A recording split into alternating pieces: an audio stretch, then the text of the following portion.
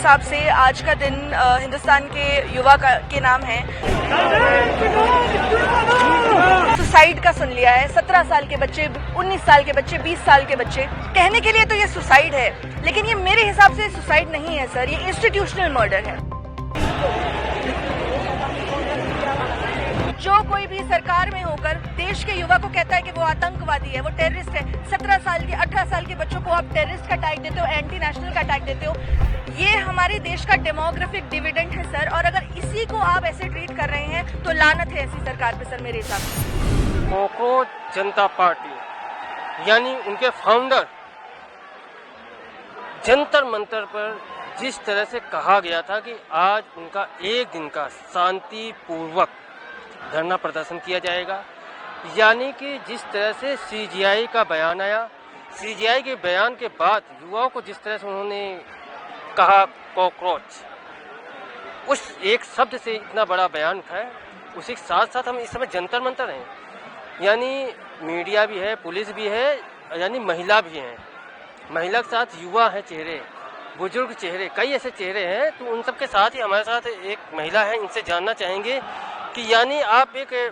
Poster लेके खड़े हैं, क्या कहने चाहेंगी, क्योंकि धरना भी दे रही, यानी गर्मी का धूप है, किस बारे में सोच रहे हैं युवाओं के बारे में, जिस तरह से अभिजीत दीपके ने ये आह्वान किया, क्या कहना चाहेंगे? बिल्कुल सर, मेरे हिसाब से आज का दिन हिंदुस्तान के युवा के नाम है, क्योंकि आप देख पा रहे हैं कि एक एक बच्चा इस भीषण गर्मी में यहाँ पे मौजूद हुआ, वो यहाँ टहलने नहीं आया है, वो यहाँ एक आवाज़ बन के आया है मेरे हिसाब से। और ऐसी आवाज़ इंसान के मन से तभी निकलती है सर जब वो सिस्टम से एकदम तंग आ जाता है। और हमारे सिस्टम की स्थिति आप देख पा रहे हैं कि केवल पिछले 15-20 दिनों में हमने कितने बच्चों के सुसाइड का सुन लिया है। 17 साल के बच्चे, 19 साल के बच्चे, 20 साल के बच्चे, और हम यहाँ देख पा रहे हैं कि कहने के लिए तो ये सुसाइड है, लेकिन ये मेरे हिसाब से सुसाइड नहीं है सर, ये इंस्टीट्यूशनल मर्डर है। क्योंकि अगर इतने छोटे उम्र में किसी को इतना बड़ा कदम उठाना पड़ रहा है, तो हम जान सकते हैं कि उनकी फैमिली के ऊपर क्या गुजर रही होगी, उनके ऊपर क्या गुजर रही होगी। तो सर डैमेज अब इतना ज्यादा हो चुका है कि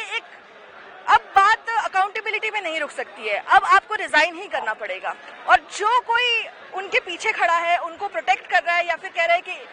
एक सिस्टमिक तौर पर उनको प्रोटेक्ट कर रहा है, मुझे तो लगता है कि उनको भी रिजाइन कर देना चाहिए, क्योंकि देश के असली गद्दार मेरे हिसाब से वही लोग हैं जो सिस्टम में आते हैं, झूठे प्रोमिसेस करते हैं, फिर हमारे युवा के साथ खिलवाड़ करते हैं। आप सिस्टम की बात कर रहे हैं, उसको तो देख ही रहे हैं, जिस तरह से सोशल मीडिया पे ट्रेंड वार किया, यानी कांग्रेस और बीजेपी से ज़्यादा ट्रेंड वार कर गया सोशल मीडिया पे। उस हिसाब से अगर कहें कि यानी सोशल मीडिया के साथ ज़मीनी अगर भीड़ की बात करें, भीड़ बहुत कम है, इसको किस रूप में देख रहे हैं, क्योंकि सोशल मीडिया का ट्रेंड अलग है, ज़मीनी हकीकत पे धरना करना ये अलग देख रहे हैं, आप किस रूप में देख रहे हैं, क्योंकि आप भी आई हैं यहाँ पे? सर मेरे हिसाब से हम अगर ऑप्टिक्स पे ही जाके सब चीज़ देखें, फिर तो बहुत सारे मूवमेंट्स होते ही नहीं। हम हिस्ट्री से देखते आ रहे हैं, ये एक पीसफुल प्रोटेस्ट का कॉल है, हमने हिस्ट्री से देखा है, चाहे वो गांधी जी का सत्याग्रह हो, क्विट इंडिया मूवमेंट हो, हमने देखा है कि एक पीसफुल प्रोटेस्ट ही एक ऐसा रास्ता होता है जो कि हम लोगों ने तो एटलीस्ट यहाँ पे अपनाया है कि हम अपनी आवाज़ आवाम तक पहुँचाए। मेरे हिसाब से सर, मेरे घर के बड़े बूढ़े कहते थे कि राजा वो होता है जो अपनी आवाम में किसी को दिक्कत ना होने दे, और मेरी दादी कहती थी कि अगर दिक्कत हो रही है तो वो राजा कैसा। बिल्कुल, अगर देखा जाए तो आरोप लग रहे हैं, क्योंकि यह धरना प्रदर्शन हो रहा है, ये विदेशी फंड आ रहे हैं, ये भी आरोप लग रहे हैं, क्योंकि ये भी कहा जा रहा है 2012 में जब आप पार्टी के नेता अरविंद केजरीवाल ने भी धरना प्रदर्शन दिया था, अन्ना हजारे ने भी धरना प्रदर्शन किया, तो उस समय भी ट्रेंड वार भी था, काफ़ी चीज़ें होने के बाद एक पार्टी बन गई। क्या लगता है कि ये युवाओं की आवाज़ खुलेगी या युवाओं की आवाज़ दब जाएगी, या ये पार्टी बन के रह जाएगी? सर पहली बात तो मेरा ये कहना है कि शांतिपूर्वक प्रोटेस्ट करना हमारा कॉन्स्टिट्यूशनल हक है, तो ये यहाँ पे हम किसी से अपने लग्जरी ट्रीटमेंट नहीं मांग रहे हैं, हमारा बेसिक राइट हम यहाँ पे मांग रहे हैं, और अगर संविधान ने हमें ये हक दिया है तो ये किसी भी तरीके से गलत नहीं है। दूसरी बात सर, जो कोई भी सरकार में होकर देश के युवा को कहता है कि वो आतंकवादी है, वो टेररिस्ट है, 17 साल के 18 साल के बच्चों को आप टेररिस्ट का टैग देते हो, एंटी नेशनल का टैग देते हो, ये हमारे देश का डेमोग्राफिक डिविडेंड है सर। और अगर इसी को आप ऐसे ट्रीट कर रहे हैं तो लानत है ऐसी सरकार पे सर, मेरे हिसाब से। आप कहाँ से आई हैं ये बताएं, बेसिक कहाँ से आए हैं, तो कितने प्रोटेस्ट रहेगा, क्या हर प्रोटेस्ट में आप रहेंगी यहाँ पर? सर देखिए, मेरे हिसाब से मेरा योगदान इस प्रोटेस्ट में बना रहेगा, क्योंकि